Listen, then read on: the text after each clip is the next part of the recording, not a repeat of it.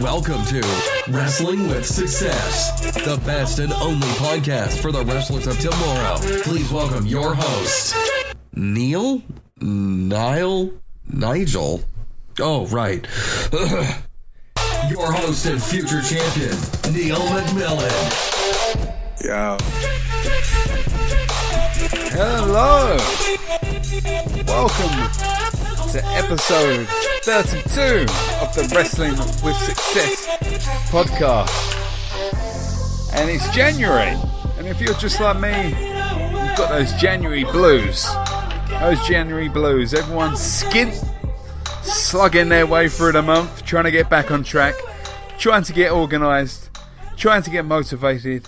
And the main thing people do in January is try to lose some weight. That's why this episode I want to share my story of my weight loss. Not because I'm an inspiration to the world, or not because I'm Slimmer of the Year, or because I'm bringing out some sort of exercise DVD, but I want to share things that I've done to help me drop some weight along my road.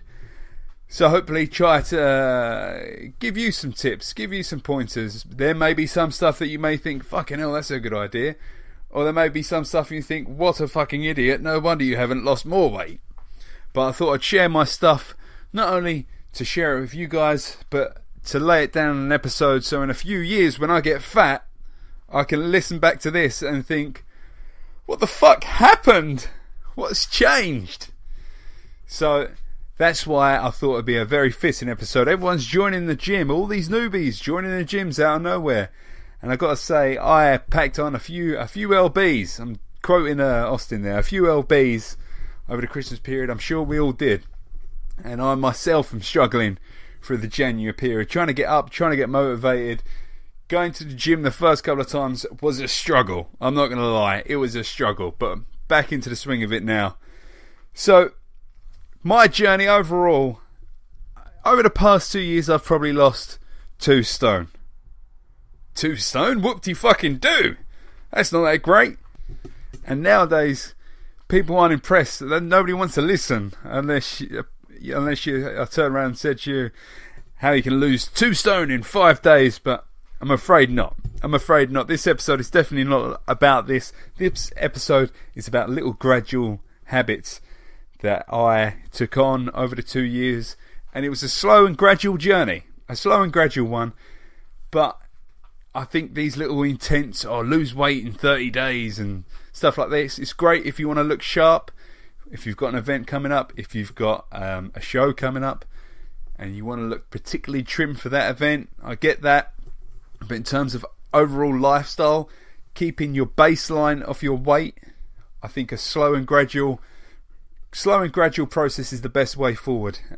So I'm going to explain how my journey started to try to give out a little bit of value somewhere, so you could pick up a little tip. Now, probably around about, it was probably when I settled down. Okay, if you're a kid now, if you're a teenager right now, and you're able to eat as much as you want. Okay, as much as you want, cakes, all the bad stuff, all the good stuff, pizzas, all sorts, okay? That shit won't last, okay? Enjoy it. Go to town. Enjoy the feck out of it, honestly. But trust me, at some point, that shit will come up and catch up with you. But, you might be lucky. The best indicators kind of look to siblings, parents, kind of look what their body shape looks like, and you might be lucky. I know a few guys who've got really skinny parents, and they just stay skinny all the time. They can eat as much as they want. Fair play, fair fucking play. Like, you were in the good line when God was handing out bodies. But normal folk like me, there comes a point where you're out boozing. You're probably 16, 17, 18. And you're out boozing, you're kebabbing every night, and eventually you get something, the worst thing in the world, called a love handle, and motherfucker, those bastards never leave you. And that's where you need to realise, shit, I need to take control of this. Unfortunately, for me, I didn't have a podcast like this to share this sort of wisdom. So I carried on boozing and eating the kebabs, and before you know it, trust me, before you know it, you've got those love handles, big art, bad art, and all round you. And I think it was when, and then I settled down, met my wife. You know, I dieted in between, like those impact diets. You lose the weight for a little bit, but you don't actually keep it off because it's not your baseline. I'm going to keep saying baseline because I'll have a point by the end of it.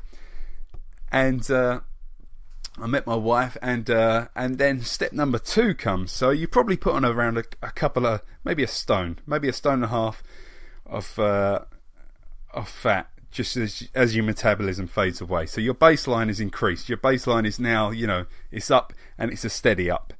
Okay, that's stage 1 of life. Okay, stage 2 of life is when you have kids. Now, I probably lost a little bit of weight after meeting my other half because obviously we had a wedding, more impact dieting, not baseline dieting. And then we had our kids. With the first one, you just get comfortable. You just think, I'm a dad now. It's not about me, it's about them. It's time for a dad bod. And it started to get cool round then when dad bods were cool. So, yeah, no, it's acceptable. I'm allowed to get fat now. Hands up. I'm allowed to get fat. So you just get comfortable. You pick up bad habits. And it got to a point where you go through that second stage of weight gain, and your baseline creeps up that little bit even further. Okay, so you're rocking, you're 2-3 stone heavier than you need to be right now, than you were a few years ago, and you didn't even know it. Just you blinked, you've got a kid, you've got a full-on dad bod, and you're rocking a tyre. You're rocking a tyre around your abdomen. So, and it got to a point, you always hear people say, like when you see like one of these sad emotional documentaries about somebody who's obese or something, they always say, oh, I couldn't play with my kids because I couldn't breathe and all stuff like that.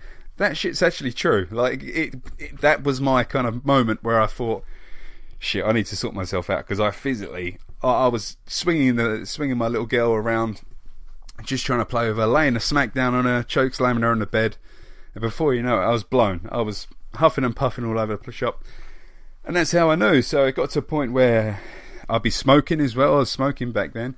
I'd smoke, you know, a fair amount of cigarettes during the day.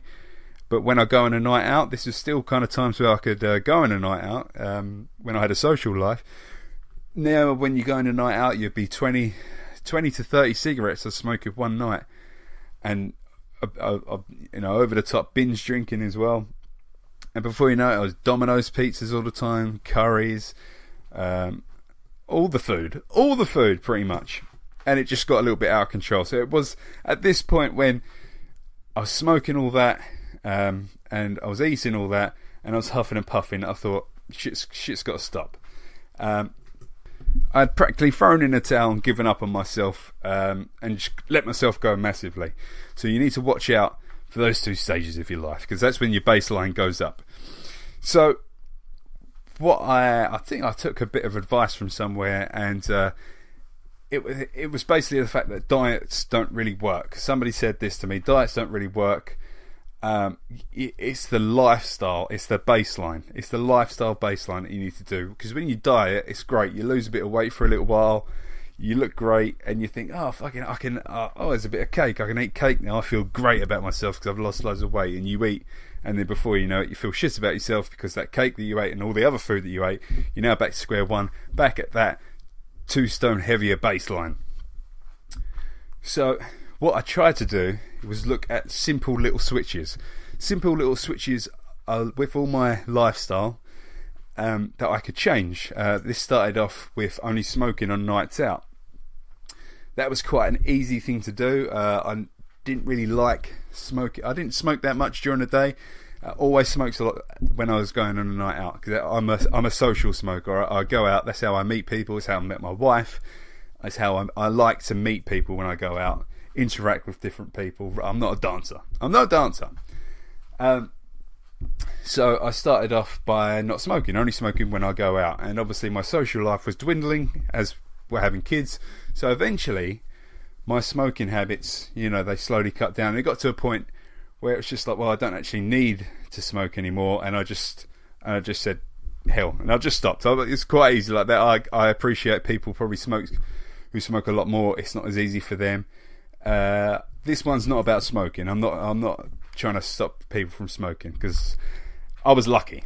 But anyway, so little other habits were the fact of, well, what's a simple change? A very simple change for me was milk. I used to eat cereal all the time.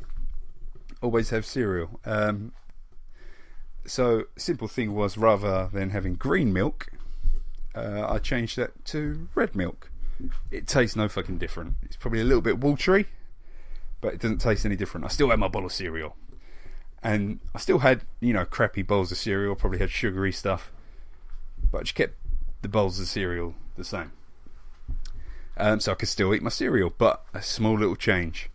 And then eventually, like, I sit at a desk as well. I'm a nerd. I do IT during the day, and I sit at my desk. I used to have a chocolate biscuit and a packet of crisps in between my lunch, after my breakfast, before my dinner, and I'd have that. And I simply switched that. I stopped having a bag of crisps to just a handful of nuts, just unsalted nuts. I still eat a bundle of them, enough to fill me up. But it wasn't crisps, and it wasn't chocolate biscuits. So again, another simple little change. And it was all adopting these little bits of habits. So like I said, with the milk, I've now gone from red milk to almond milk, because that's how I get my protein. And I simply changed that. I just changed it along the way. I still have my bowls of cereal, so nothing's really changed. I still have my bowls of cereal. I just do the little things, and those little things eventually chip away, and your baseline reduces. So it got to a point now where I am eating better foods. I'm a lot better. Instead of getting a large Domino's, I was going down from a mediums. I'm still eating pizza. I'm just not eating as much pizza. Now with a curry, I share a korma. I'm a korma guy. I share a korma and rice and starters with my wife. I still have a curry, but I don't have a curry to myself. We share it, and it is definitely more than enough anyway. So it's those little lifestyle habits that you've changed. But that kind of helped me along the way. I probably dropped a few pounds. I probably dropped about 6 to 7 pounds just from doing that, just from little habits, okay? And, you don't notice them straight away, but it's when you see someone that you haven't seen for a while and they go, oh, you've lost weight. And you think, oh, maybe this has actually been working this whole time.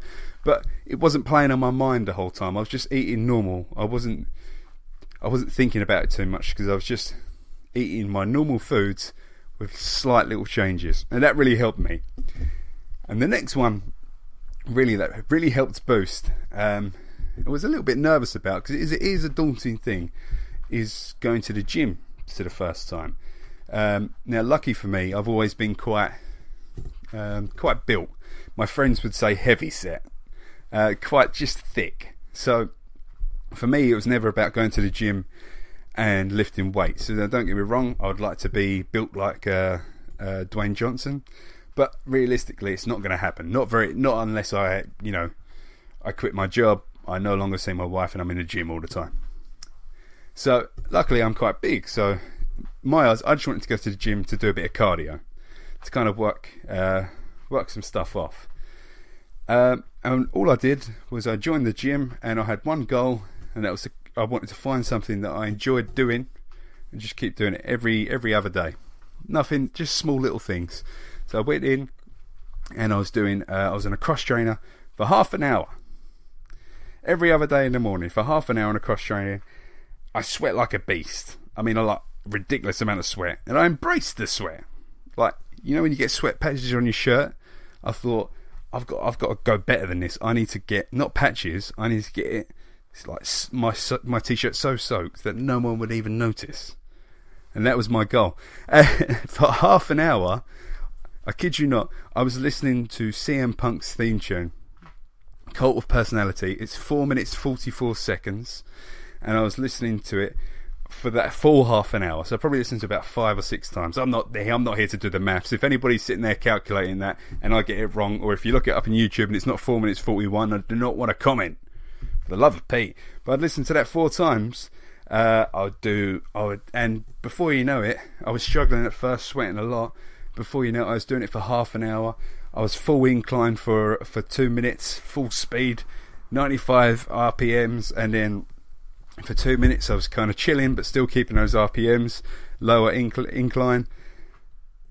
And I did that for half an hour every other day for probably around 2 months to a month, and that was 500 calories a day. Just that cross train, that'd be 500 calories. I didn't even want to go in there to try and blast myself. I just did it. That, to me, half an hour to do that was comfortable, and before you know it, again, my baseline has now dropped.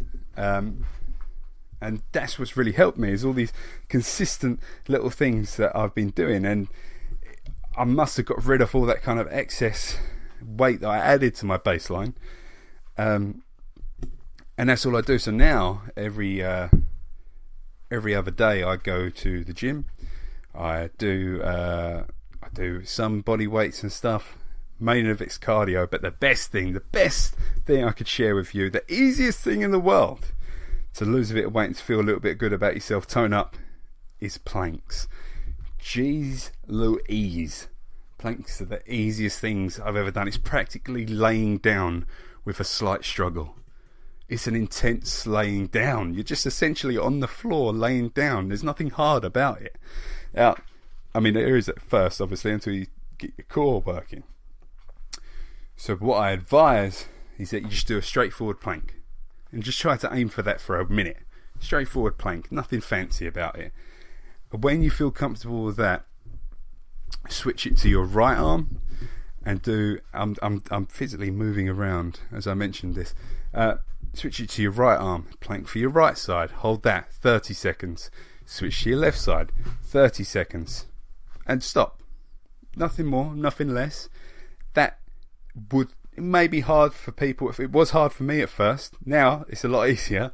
But if you do a minute off that plank every day or every other day, eventually you'll realise that it's starting to get a lot easier and easier. And it's just 2 minutes. Now, a lot of people, you can do that in your living room. You can do that right now as I'm speaking to you. You can stop, drop, and give me a plank on the floor. I do get it. The main reason why I tell people why I go to the gym, why I advise other people to go to the gym, is because that gives you motivation. It's all very well. There's loads of exercises you can do at home. You can get a home gym. If you've got room, you can do all sorts of stuff. But going to the gym itself is the hardest bit. Actually getting up and going to the gym, to me, is the hardest bit. Once you're there, it's a doddle. Absolute doddle at all. So, and it gives you a reason to be motivated. If you're at home, you can easily just tell yourself, no, I won't do it. But if I don't go to the gym for a few days, I think to myself, people are going to start missing me. People are going to start to notice that I'm not working out. So I go to the gym, that motivates me enough, and then when I'm there, I walk out, I feel fucking great. So I highly advise go to a gym, best decision of your life. But planks, as simple as 2 minutes. Start off at 2 minutes and then build it up from there. Now I'd quite comfortably say I can do 5 minutes of different variations, and like there's a YouTube video of like 25 different planks, things that I've never even seen off. I thought a plank was just laying on your arms, on your forearms. That was it. Oh no, there's a whole world of stuff out there.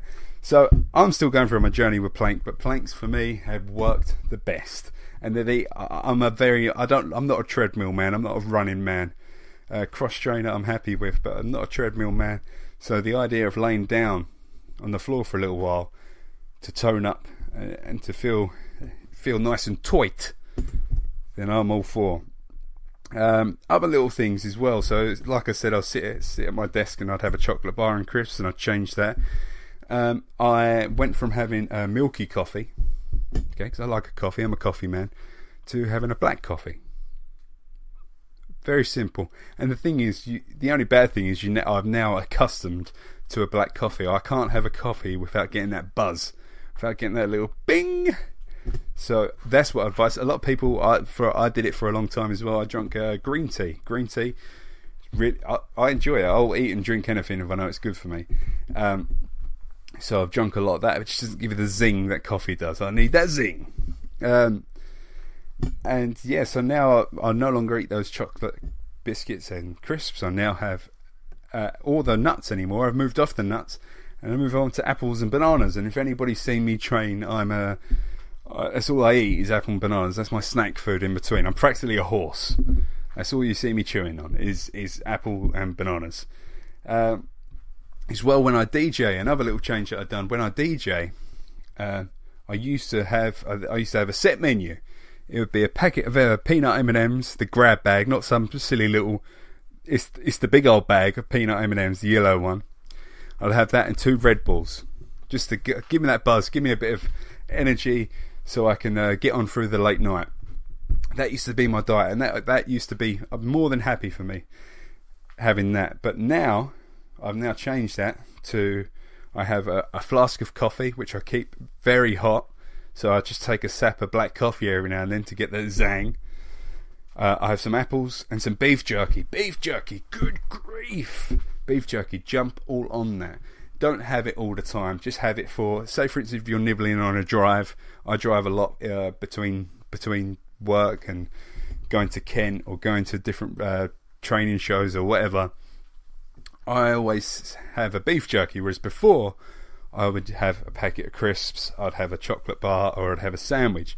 Beef jerky for me, it's nice. It's hard to eat. It's a pleasure to eat though at the same time, and it fills you up as well. It fills you up, and it's not that dear either. Just a pound bag of beef jerky, and that all the protein in that as well. That's the way forward.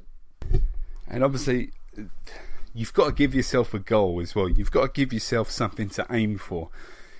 That's why, I mean, it's definitely helped me, the fact that I think at the beginning of last year, I think I just said straight off the bat, I'm going to do Tough Mudder in September. I've already done a Tough Mudder episode, so I'm not going to go too much into that. But I just said, September, it's ages away, I'm going to do a Tough Mudder. And I just knew that in the back of my head, at some point, I'm going to have to work towards that. So I slowly chipped away. I was doing little bits on a treadmill to try and get my body used to running, and I slowly built it all the way up to being able to actually run a few miles on a treadmill, which doesn't sound a lot for some people, but when you're heavy set like me, it's an effort to run on a treadmill, and you don't enjoy it. It's boring to run.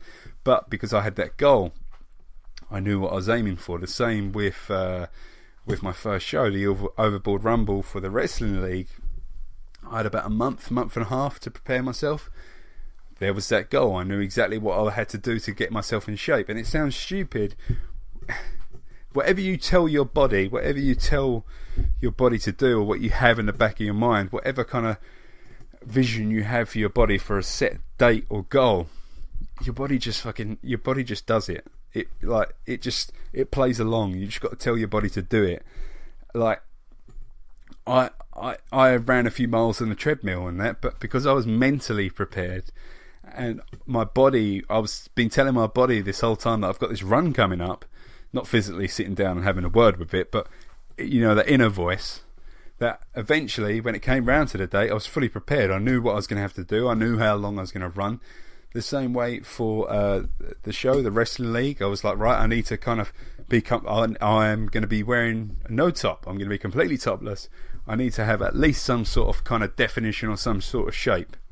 Was I the best looking guy in the room? Hell no. But the fact that I could go from being 2 stone and never wanting to take my top off, like ever, like going swimming or anything like that, would hate it. To then being able to just, without any hesitation, whipping out my top and just going outside to perform on a wrestling show is exactly what all those little sacrifices, all those little changes, all that reduction of the baseline, I told you I'd bring it right around, work towards. And you know, even now, I trust my body, I trust my inner voice to get me ready for this rumble.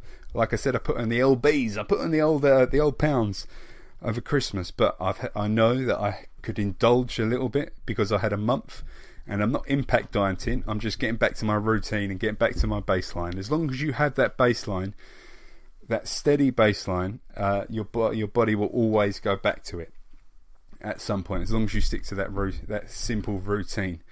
But it's when you excessive eat for periods of time without you even noticing, like I said, those events being when your metabolism suddenly switches and you start getting those love handles, or when you start, getting comfortable with your first love or something, or you have a kid. Those are the kind of the key points in your life you need to watch out for, because that is when your baseline will grow. So look to reduce that slowly. Even if you reduce it slowly over a month, even if you all of a sudden change from having Coca-Cola to Diet Cola, that's it. You can still drink as much of it as you want. You go crazy, still live your active lifestyle, but that simple change alone will reduce your baseline. So anyway, I'm fed up of preaching like I'm some sort of fitness freak, but I just wanted to share those little things with you as to why, and to kind of express what helped me. So when the older, fatter me could listen back to this as well,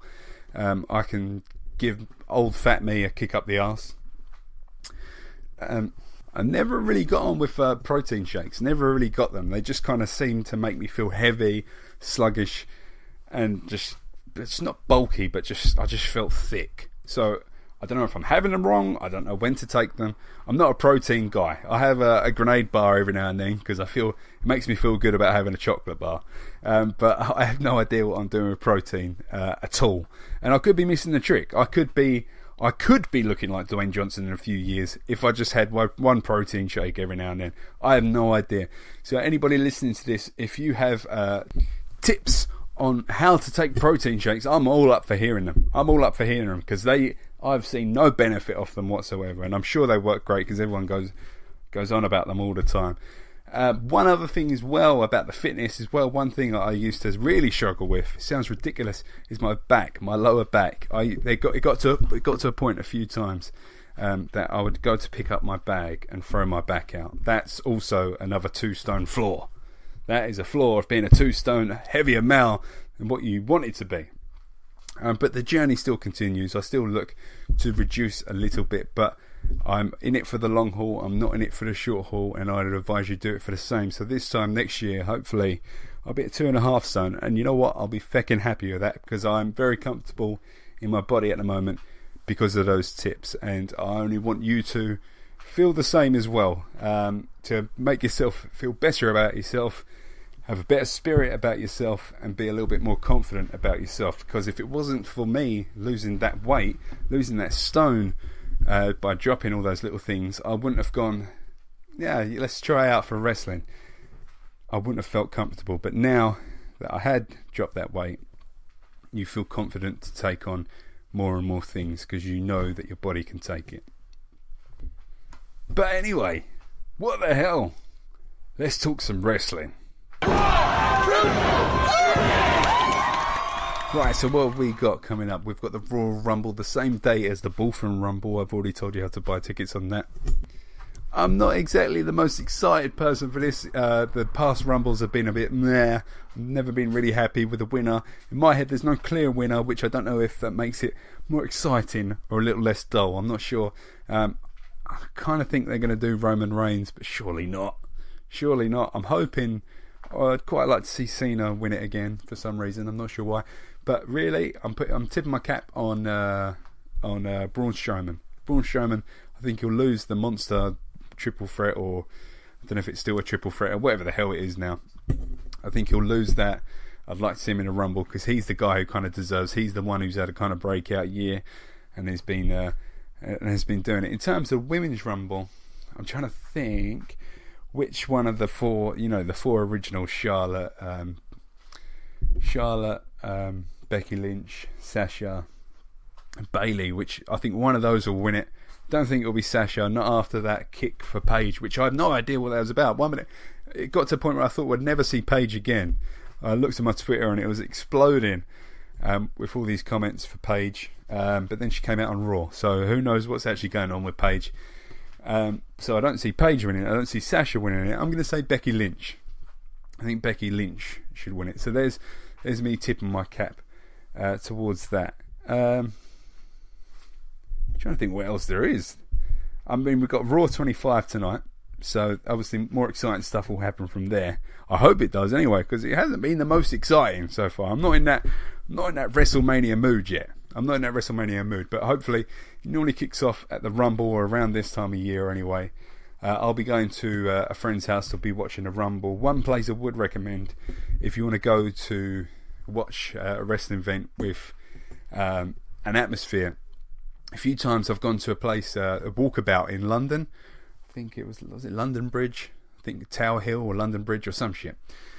Go there on WrestleMania or Royal Rumbles or something like that. Honestly, I think WrestleMania they do like a fancy dress. Everyone dress up as your favourite wrestler. And honestly, that place is filled with BO. And a lot of versions, but it's a lot of fun. Honestly, incredible. Everyone's chanting. It's like you're actually there. That's what I'd highly advise as well. If you ever fancy going somewhere for a bit of an atmosphere, if it's you and a pal or if it's a group of you, definitely check it out. I know they've got a Facebook page.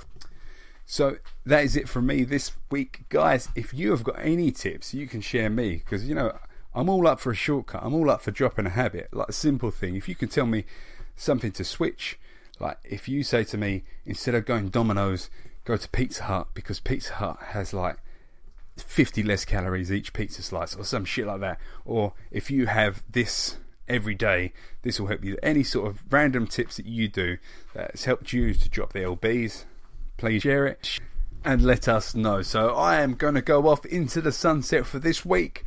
I'm going to go get myself prepared, carry on with the baseline. Keep to your baseline, set your baseline. I am going to go and get myself prepared for this Rumble, because I have a Bullfen Rumble to win. And also, a few people have asked me how I do my promos, not because I am WWE standard or because I think my promos are actually that incredible, but just because a lot of people have been asking me, and I don't like to keep secrets. If people want to know, I'll happily share it. So my promos, what I do to produce them, all I do is I use Photoshop for editing pictures. Photoshop is hard, but you can get it for free. I downloaded it for free. Don't tell anybody, because it was probably illegal, but I downloaded it.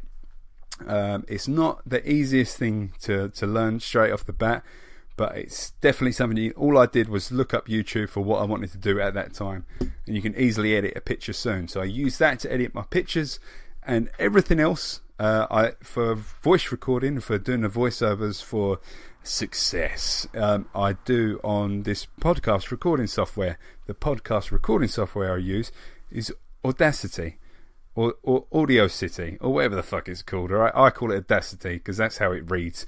All right, and it's a Windows tool. It's free to download as well. So that's how I recorded my voice. And then all I did was I took the MP3 of my voice, I took those photos, and all the videos I ever record is on my phone. I record so much content, I advise you do too. I saved it and transferred it all to my phone. So then when I'm having a poo, or whenever I'm walking around or not doing anything, I can then just sit there and I download the app iMovie. It's also free. And then I just do a little bit of editing, putting it all together, and then Bob's your uncle. That's how I produce my promo. Does it take long? Yes. It's hard. It's a hard process. It takes a while to do, but at the same time, it's completely free. All those tools I mentioned there are free if you've got a little bit of knowledge and know-how. People have asked me, so I thought I'd share. I'm not one to kind of keep those secrets because they work for me and I don't want anyone else to know. I share every secret I have. I share everything, every little win that I get, I try to share with everybody. So that is how I do my promos. Not saying my promos are the fucking incredible. It's just to try to help you guys if you wanted to try and come up with different promos, like voice overs or video editing or Photoshop or anything ridiculous like I've been doing. That's how I've done it. But anyway, that's a segue. Completely off track. Going off to win the Bullfen Rumble. I've got a few friends and family and co-workers from work coming as well, so that'll be fun. I'll have a few shenanigans with them, and I'll let you know how it all goes. Anyway, guys, you have a good week. You enjoy the 25th year anniversary of Raw. And ladies and gents, thank you for listening to this episode. Thank you for following my journey. And guys and girls, I look forward to wrestling a match with you all soon, and I'll speak to you all next week.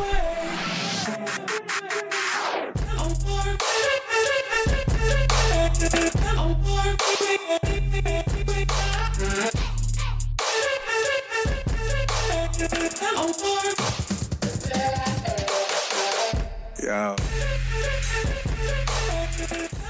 Thank you for listening to the podcast. Thank you for following my journey. It means a lot that you're all joining me along for the ride. And not only that, I'm hoping you're getting some inspiration out of this. This is what I'm doing it for, is to try to inspire people. I try to get more people into wrestling, try to get exposure for all these guests, all these great guests and future guests.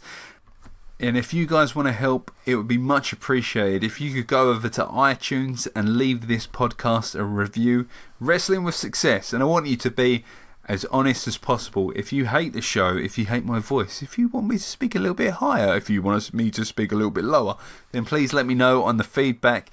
Any sort of review. That's all I'm asking for, guys. It helps get the names out there for all the previous guests and the ones to come.